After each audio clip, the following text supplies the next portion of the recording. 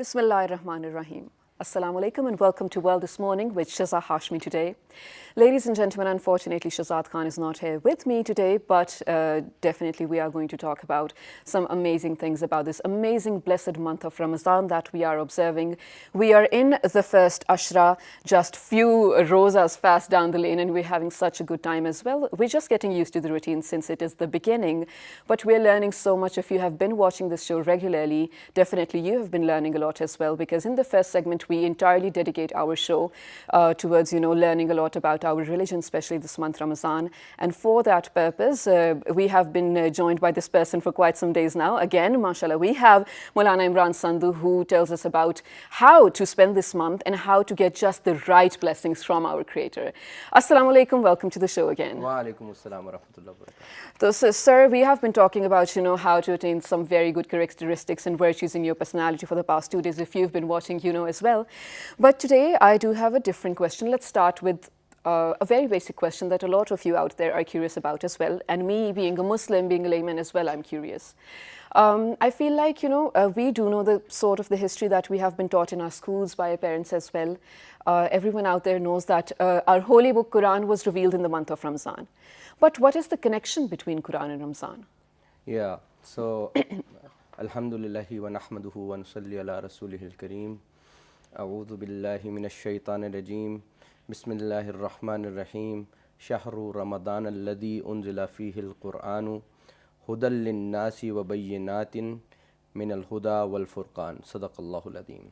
I have recited this verse of Quran that indicates or that tells us that this is the month, the month of Ramadan, in which Quran was revealed. Unzila fihil Quran.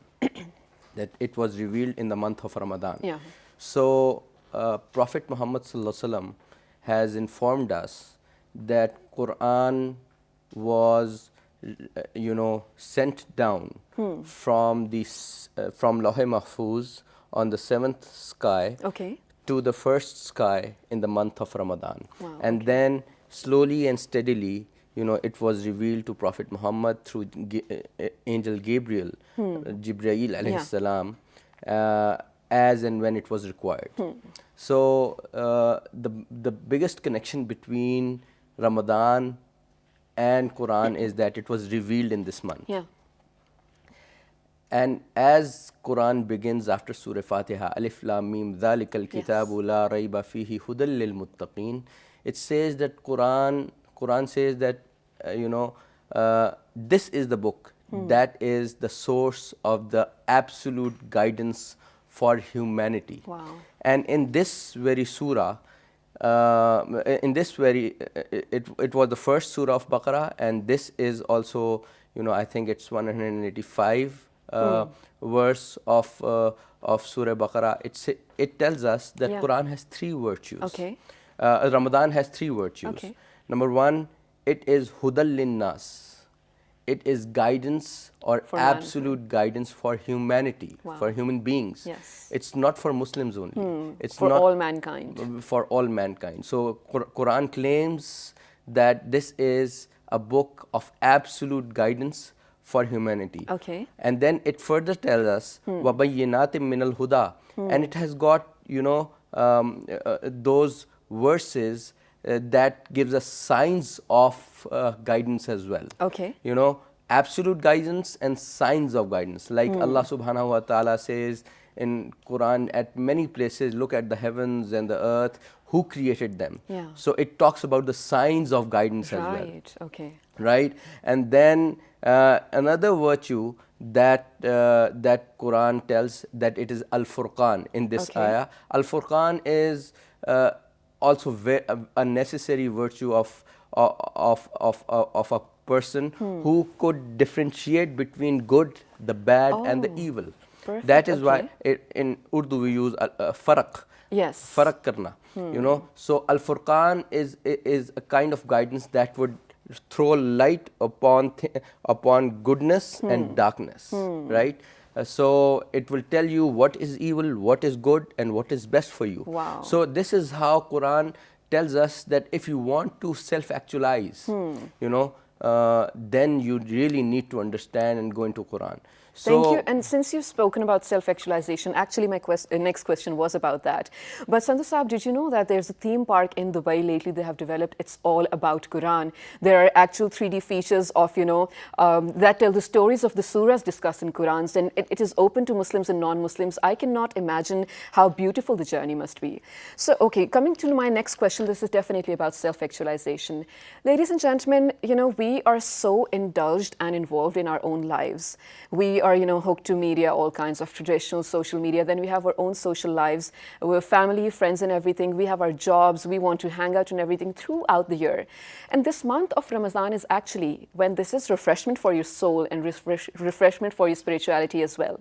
So I feel like this is the time when we should be actualizing about ourselves, right? Yeah, definitely. Fasting, fasting itself gives you a break. Yeah. You're working like a machine. Yes, like a robot. Like a robot nowadays. You don't even get time to sometimes comb your hair properly. Right. Our life as of today has become so busy. There are all sort of activities going on. With this, this invention of cell phone. Yeah. Few years ago, like if somebody wanted to contact you, it would take at least some kind of a chance that he would find you in front of the phone. Right. But now the phone is over here. Even if we go normally, we find ourselves in situations that that we are going to the masjid or to the musalla for prayers. We are doing wudu. We don't even think what we are doing. Right. So in Ramadan, most of the activities that continue, the official activities would continue, but since you skip one whole lunch meal, proper meal, a proper meal, so you get a lot of time, and then because you are empty stomach, so it also stops you and makes you think, who are you? Yeah. Your mind asks what's going on inside. So, and then it helps you remember Allah subhanahu wa ta'ala and the gifts that we have been bestowed upon by the blessings of Allah subhanahu wa ta'ala. We learn gratefulness as well, right? Yeah, definitely. And after, especially in this summer, when in winters you don't find yourself very thirsty, but in summers the added thing, the added advantage that you get, I would tell it as an advantage that you feel lots of thirst. Right. So when you break the fast, then kind of an emotion of thankfulness yes. comes into you when you take cold water, right. and or any drinks or syrups that we put for a yeah, right? Definitely. Yeah, and thank you so much. You very beautifully mentioned that when you're talking about thirst, it is a blessing. So, in Pakistan this time, ladies and gentlemen, all over the globe actually, this time we're observing Ramzan in severe heat. And definitely, it's so hard to go on so many hours without water or food, but we're doing out of love for Allah. And definitely it is a blessing, because when you finally get to have that, you're so thankful for all the things that you have. But also, Sandhu Saab, when we're talking about gratefulness, we cannot also forget that Ramzan teaches us empathy as well. Every other day we think about the people who do not live with these things, and we can empathize because then we are living sort of like them, right? Right. So it creates a very, very empathetic feeling for the poor, or not so much blessed with money and all those gifts that yes. Rich people do. So this is a very, very good opportunity for us to start the charity work as well. Yes, absolutely. And the charity, basically there are two kinds of charities: zakat and sadaqah. Yes, zakat yesterday you touched upon that in detail. The other day. So you should try to make sure that the charity is given in the right way to the right people. Right. Zakat has to be if nowadays organizations work, and it has been observed that these organizations would use the funds of zakat for administrative expenditures, instead of giving there's a process known as tamleek. Okay. We have to make sure that this tamleek is done, and tamleek is making someone the owner of that fund. Okay. So most of the people know their ulama, so they should consult how to ensure that the tamleek is done. Right. I would like to touch upon another thing that is very important. Yes. The relationship between Quran Yeah. and fasting. Okay. And you know, Musa alayhi salam, Yeah. Prophet Muhammad sallallahu alaihi wasallam has told us that Musa alayhi salam went to the Tur, Yes. and he fasted for 40 days. Yes. And Torah was revealed to him. Yes. Then Isa alayhi salam fasted for 40 days, and Bible started to be revealed to him. Yeah. And Prophet Muhammad sallallahu alaihi wasallam went to Hira, the Ghare Hira, Yes. the cave of Hira. So, and Jibreel alayhi salam came to him, and you know, because of his fasts and his you know, dhikr, Quran was revealed to him. So, Wow. so you know, this is probably it is an interpretation of the meaning of this hadith, that probably this is the reason that you know, Allah subhanahu wa ta'ala made you know, Ramadan an opportunity to be revealed with Quran as well. Right. Very beautifully put. But since we have to wrap up the segment very quickly, Sandhu Sahab, I have a question for you. You know, you have rightly mentioned that we are very much into charity work, especially in Ramzan, and, you know, doing good things for other people. But one thing that really matters in all of this, not only in Ramzan, but throughout the year, is your intention, niyat. I mean, how can we make sure that that is pure? Yeah, that's quite relevant. Like the best way you can go about, you know, making your intentions right with ikhlas or purity, Yeah. is that whenever you start a deed, just stop for a moment, Okay. and ask yourself a question: why am I doing it? Okay. And the answer would definitely come: I'm doing it from Allah subhanahu wa ta'ala. So, like for example, whenever we do wudu, we stop, Yeah. and ask her, why am I doing this wudu? Yeah, why So is it necessary? Yeah. So you will say that Allah subhanahu wa ta'ala likes pure people, you know, cleanliness. Cleanliness, You know, absolutely. at-tuhuru shatrul iman.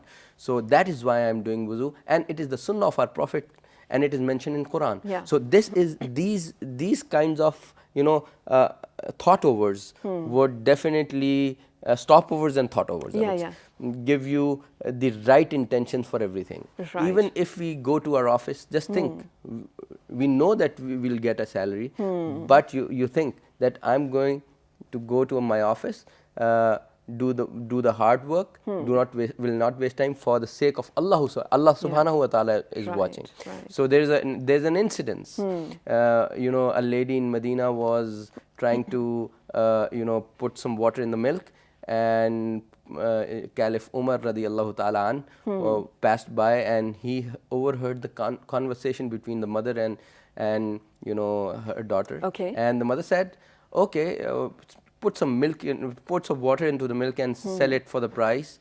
So he said that it's not good. It's illegal to do that. Okay. So nobody's watching. Do it. Her mother said, and she said, Umar might not be watching, but Allah is watching. Wow. So this is how the intentions make sure innamal amalu binniyat, that and actions are but represented by, intentions. yeah, definitely. And you know, that is so true. But Sandhu Sahab, I feel like I have to be true to my job over here. I speak on behalf of a lot of people when I say this. When you're talking about intentions and purity of intentions, more usual than often, our intentions are corrupted for different incentives. We are definitely not looking towards what we should be looking towards, like you just mentioned, for our, you know, future reward by our Creator, definitely. So how should we incorporate that in our daily life? I mean, how can we make that a permanent part? Yeah, definitely. This is a very, very pertinent question. You know, if you work, you get a salary after 1 month. That is a reward of your work. And you just think that the salary you are going to get is going to be consumed in maximum a month or so. Yeah. right? Less than a month for me. And the reward that Allah subhanahu wa ta'ala will give, it would never end. Permanent. So, if you are offered a small hut or a full palace, what will you go for? Definitely a full palace. A palace. So, the reward that is going to be forever, you should intend for that. Wow. And this is a fruit that you are going to pick up while going to that palace. Wow, that is so beautiful. But thank you so much for coming again early in the morning and then informing and enlightening me and a lot of people out there who are watching right now. Again, Ramzan Mubarak to you. We will definitely have you back again and speak about all those insightful things that we as Muslims need to learn, not only in Ramzan but throughout the year. On this point, ladies and gentlemen, we're heading out to a very short break. But when we come back, Sandhu Saab was talking about charity and safe charity, right? That is what we will be talking about after the break. Stay tuned.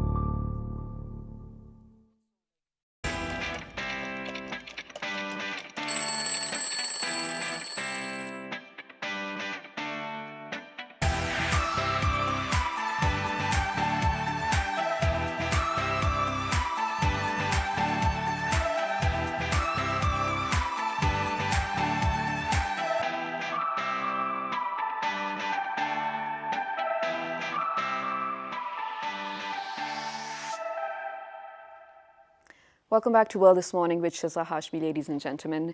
I am fasting like a lot of you are, thus definitely this is going to be my tone for this segment because I already feel down. It's early in the morning, although I just had my sehri like a few hours ago, I know. But right now we will be talking about safe charity. I mean, we have been learning that a good deed that you do is, the reward for that is counted even 70 times more than usually it is in the month of Ramadan.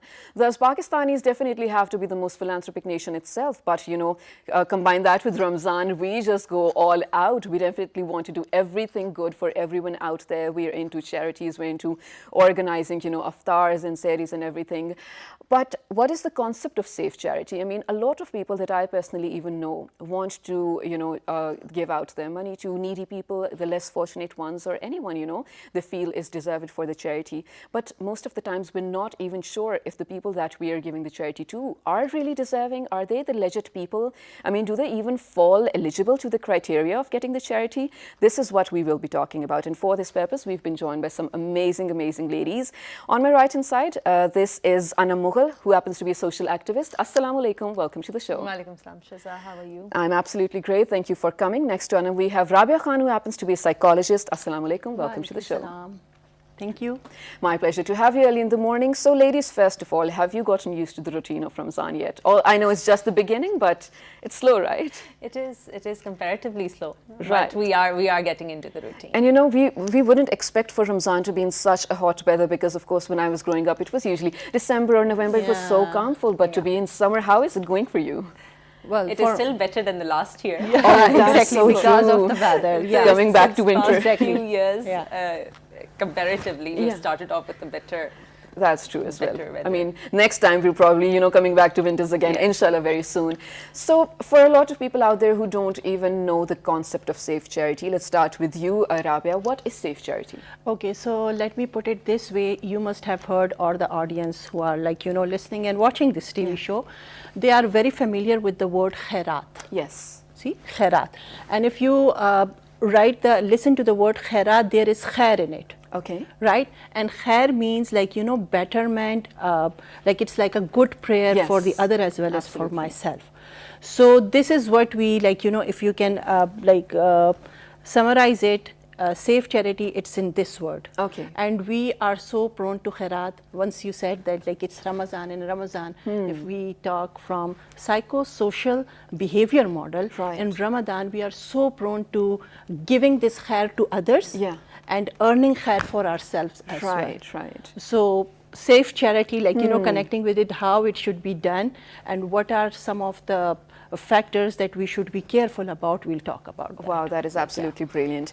Now coming on to you, Anam, we have definitely, you know, started talking about safe charity, but these amazing women are working in collaboration with individuals with a lot of, you know, international and national brands, some massive ones, and telling them how to and where to do charity in the right way. Tell us about your organization and what you guys are doing.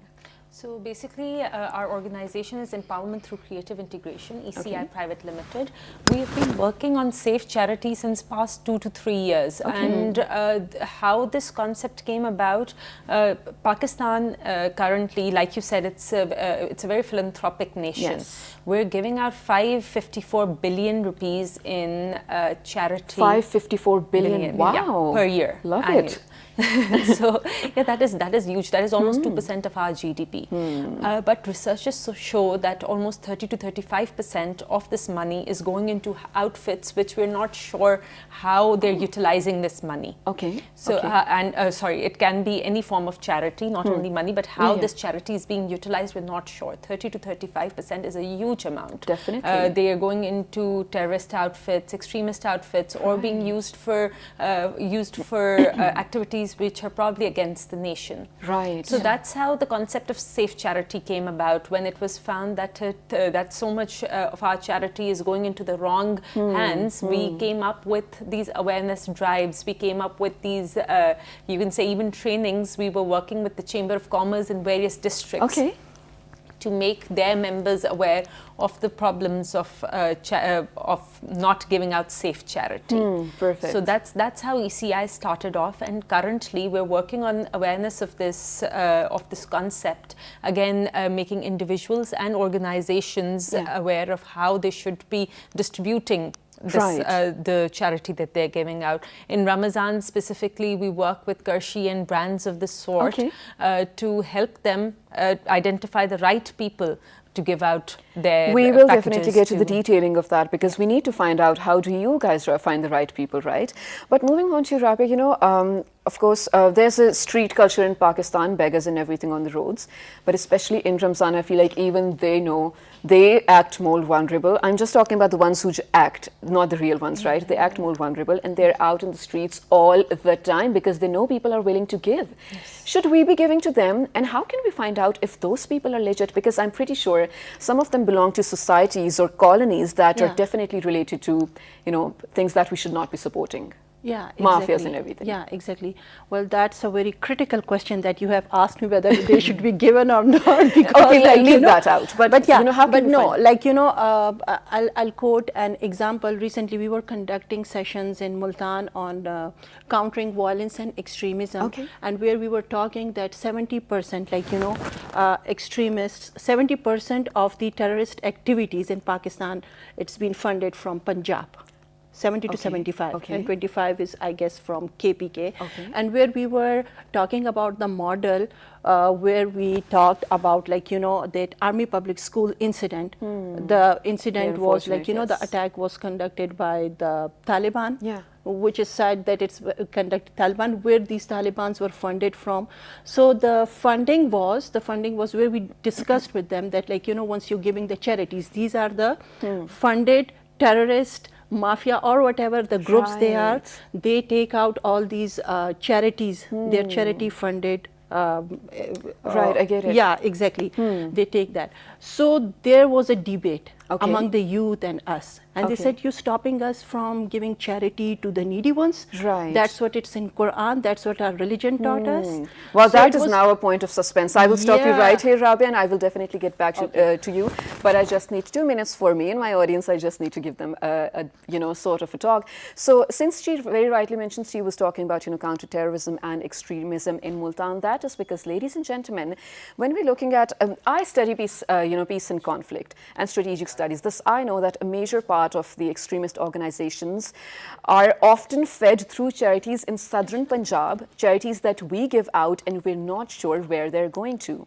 So of course, people like Rabia and Anam and the organization that they're working for are the people that you and I should be, contacting or collaborating to actually ask where our money should be going. Again, you are definitely doing a very good deed. You will be rewarded for that. But isn't it better if it goes to someone who definitely actually really needs it? I mean, you could be helping someone run their house. You could be helping someone prepare a meal for their kids. You could be helping, buy bedding or buy blankets for themselves and everything. But since we were talking about, how counterterrorism and everything and how they had a seminar to talk to the people over there. Okay, what happened next? So the thing was that we went into a discussion, and it was very interesting discussion. If you see, as a nation, as Anam just shared, that we give lot of charity, right? And 30 to 35 goes to the terrorist funding organizations. Once the religion is there, it becomes a big debate, right? But the thing is here that you have to see who you are funding, like who you give charity to. Even the religion teaches to give it to the right people, the needy, deserving ones. Yeah, exactly. So you really have to be sure about it. You have to know that, which welfare organization is this. A lot has been suspended by the government, and it's one of the national action plan, one of the point or clause from action plan of action, exactly, is that to curb the finances these terrorist companies. So as a person, if you ask me whether I give or not, so I'm very reluctant, but I face a lot of backlash from my family, and they said that क्यों कर रही हो ऐसे गुनाह मिलेगा, this is Ramadan, you buy yourself Jannah through this, so it's very controversial, and it's up to one's own self. You have to see where your charity is leading to. You have to look at the bigger picture, not just for the time being, charity giving. Right. You guys are doing an amazing job, but here it is. I'm again going to be true to my own job and ask you a thing. When you connect, bigger companies to the people that you feel are deserving, or even individuals, if I reach out to you, definitely you'll help me find the right persons, right? How are you sure about them? Do you register them? Do you have a background check on them? Let's start with you. Yes, we do a background check on them. We ensure that they have their CNICs with them, and only then we go about, and then we tell organizations. We usually work with organizations. Individuals we've not worked with till now. But that's how we tell organizations. Yes, this is the needy person, and this should he or she should be given your package of charity. But then again, these are just measures that we're taking. There are, and it's only a limited, you can say, amount of charity that we're distributing. The same process needs to be adopted by other NGOs who are giving out, other individuals who are giving out. I will say that there's this thing that charity begins at home. So definitely an individual should first look at their own selves, then they should look at their relatives, neighbors, people who you know. Because there are a lot of people that are in my family who are probably more deserving than the anyone street out beggars. there. Yes. So we should. Charity begins at home. That's how we should. I stand by that. We should start there, and that's how I know who my relatives are. And some, to an extent, I have a good background check on them as well. So that's where we should start from, and then we should go into the other madrasas where we're giving charity, or other. You can say we even put charity in the boxes that are put in the shops. Yes, absolutely. In the shops, in various hospitals and all. But again, I don't know where that money is going from the shops, who's taking that money. At times, there is a sticker of Shaukat Khanum, but that is limited. When you go into small towns and small communities, you realize that those zakat, it just says zakat and sadqat. Where it goes, it doesn't say anything. It doesn't say anything. And then you sort of, have that guilt in you as well. I'm passing by. Why shouldn't I pay the zakat or charity at all? Especially when you give charity to the mosques, besides at every other toll plaza. And since years there is a mosque, while driving towards our village, that mosque is still under construction. So where does the money go? For the charity, right? But if I stop the one driving a car, the backlash is very strong. So I just stay quiet and I say, this is not good. This is not right. good. No, but you guys are doing the right thing again. But okay, I'll ask you, Rabia. You know, Anam very rightly mentioned that you sort of do have a check or a record of the people that you are recommending. So do they reach out to you, or do you identify those groups on your own? Well, we do identify these groups, but like it's been 2 years that we are working in the field, like with the groups identifying them. So we have our staff over there, like, you know, they're working in different capacities with us. Okay. So they also reach out to us and they mention that there are some other deserving families. So you can come and you can, like, you know, check on them and find out if they're the one who, like, you know, who are deserving, and you can, like, you know, help with them. Basically, this is ECI's self-initiative with the name of CUSP. Okay. Yes, and under this initiative, what we do is various districts in which we are working in, our staff who's there, they identify the needy people. Okay, they that's send great. us their profiles along with their CNICs, because that's a must. They send us that record, and then at head office we shortlist, we further shortlist people who are needy, and then we give out the zakat, the sadaqat. Okay, perfect. So is this just a Ramzan thing, or does this happen throughout the year with your organization? With our organization, it is limited to Ramzan for now, but this year we're planning to expand it to the Bari Eid as well. Right. Yes. Muharram probably next year, but this year we're planning to move it to expand it to Bari Eid. No, but yeah, Bari, definitely. I was also coming to that. Thank you for touching upon that. You know, especially being Muslims, we are so lucky to have so many festivities and celebrations. Bari Eid, ladies and gentlemen, Eid al-Adha. A lot of times when you buy your animal, wherever you go, you come across signboards and everything which say "Khal hame de," you know, Qurbani Allah ke liye, khal hamare liye. Again, you personally don't even need the skin. You don't know what you're going to do with it, right? So you are going to give it away anyway. How do we know they are the right people? Exactly. Let's start with you, Rabia. Just downstairs we were discussing, right? Because again, you are going to give it out anyway. We don't need to make blankets or even carpets with that skin. You're going to give it out. But that can be used in so many wrong things. Yeah, you are absolutely right. I mean, this is the biggest funding that, like, you know, goes towards these different jo idare jo mang rahe hote hain. They said, like, you know, Qurbani hame de dein, and this is for yatim and gharib.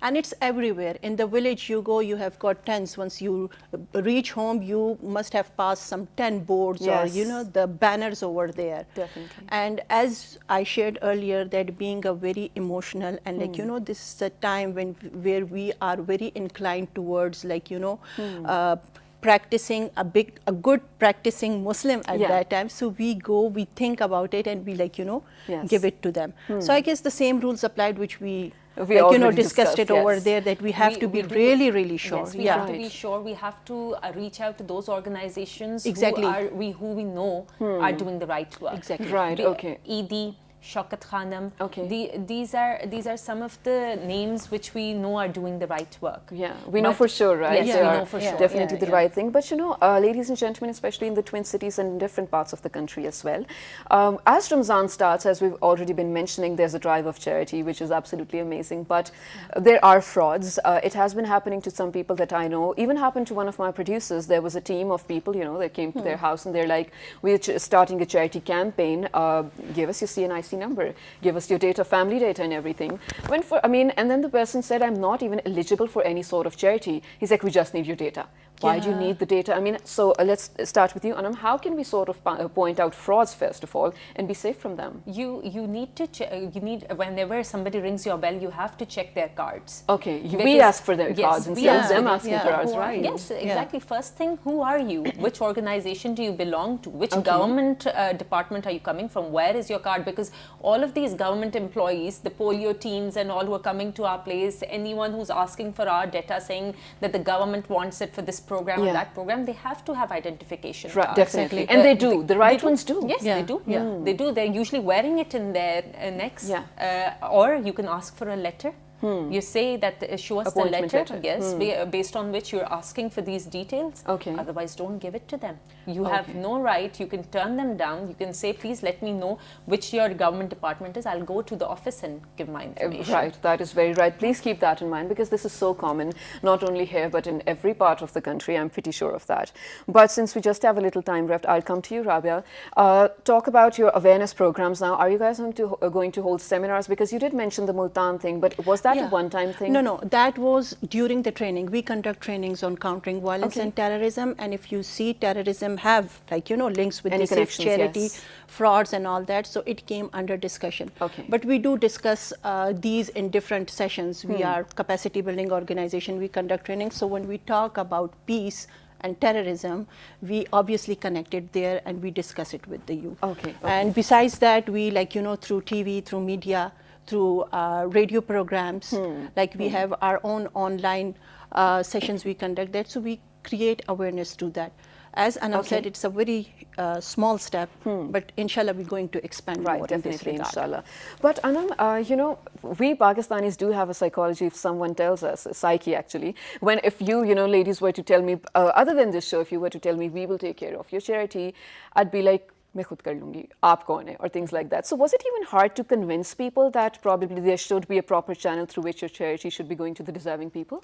Again, like I said, that we're not dealing with individuals right now. We're dealing with companies. Or any companies, yes. It was easy because our profile of work with the communities is very strong, and ECI has been working since past 30 years in Pakistan. So we have that profile built, and we have all the documentation that the government requires. So that's how it was very easy for us to convince the organization who are working with us and giving out these zakat and charity packages.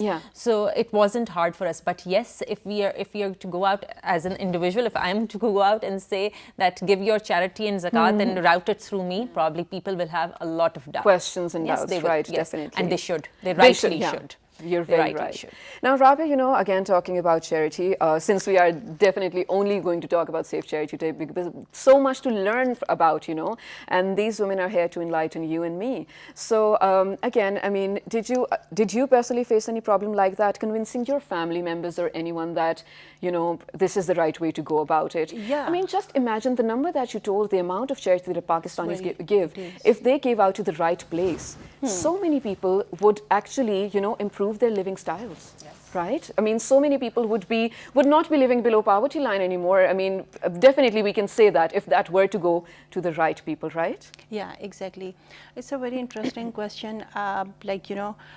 If we talk about Safe Charity and Pakistan being a country who is very generous in this, and if you look at the Islam model, अमीर से गरीब तक पैसों का जाना, खैर जाना, ठीक है, helping them with their lives and all that. It's so ingrained in us. So you asked for a personal experience, so I fight with it all the time. But the thing is that we have to refer towards, just like Anam said, that it's a logical thing. Like look around your family who needs it. There are a lot of families जो कि चुप रहते हैं, सफ़ेद पोश भी होते हैं, they won't ask for money, they won't beg for money. But you have to you have to sometimes you say कि मैं बहुत जालिम बन रही हूँ, मुझे गुनाह मिलेगा. नहीं, it's में no गुनाह. You just think about it where your money is going. It should so be if the right way. You have relative यतीम है, मुस्कीन है, go through them. And then if you want to give somebody, if anything is left in your hand after all that, then go do it, but you have to be very careful. So we have to as Anam said, that at homes, we struggle with this. Everybody got their own way of thinking. ये है, बस दो, आंखें बंद करके. There's a mindset that you have to tackle, right? You don't have to give it आंखें बंद करके. You don't have to be blind to it. You have to just see how many, because and where it leads us to. Right. Thank you so much for saying that, and thank you so much for coming on my show, especially. I get it. I mean, after Seri, you feel like just sleeping, and then you guys are here. Thank you so much, Rabia Khan. Thank you so much, Anam Mughal. So, ladies and gentlemen, we definitely again learned a lot. I feel like after this discussion that we should have a proper show during Ramzan on the people who actually are eligible for charity from a religious point of view, right? So, if there's anything you learned from us, please write us on a Facebook page with the name of World This Morning. We are on Twitter with World This Morning without a G. Dailymotion on YouTube, also Well This Morning, and the repeat is going to be at 11 p.m. tonight. Remember us all in your prayers. Take care. Good morning.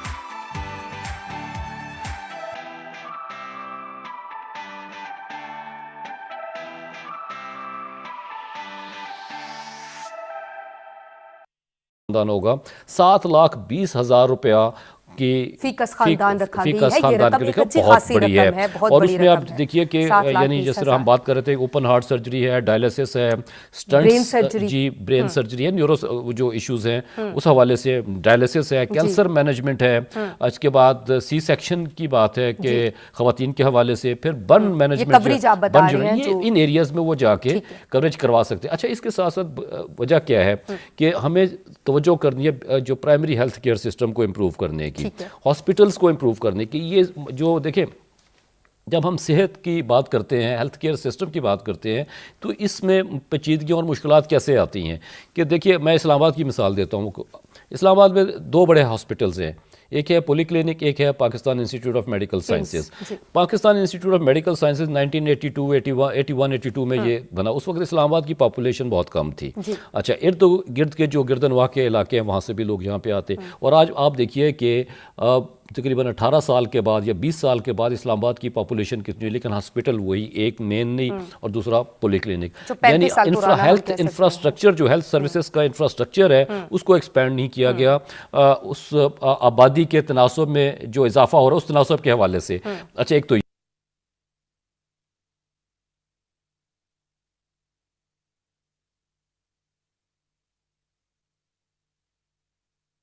बात करे, जो यहाँ पे खड़ा करेगा, पश्तो में करे, उर्दू में करे, जो हाँ बस ठीक है, उधर बिठाओ ताकि आराम से।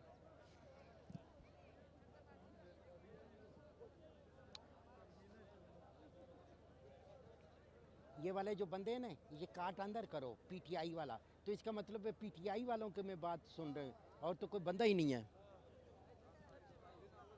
लो जी, सिग्नल मेरा क्लियर है।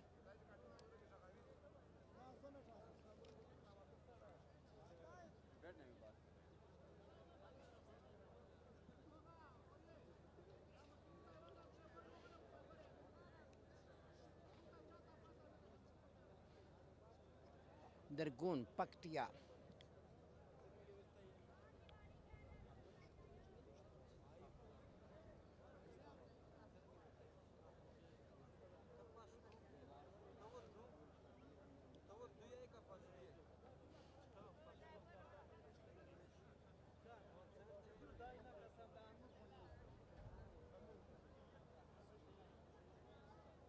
किसी से भी मैं बात करेगा, माइक को नहीं पकड़ना, आपने बात करना है, वो खुद ब खुद आके माइक में आपके सामने ले आएगा, ठीक है?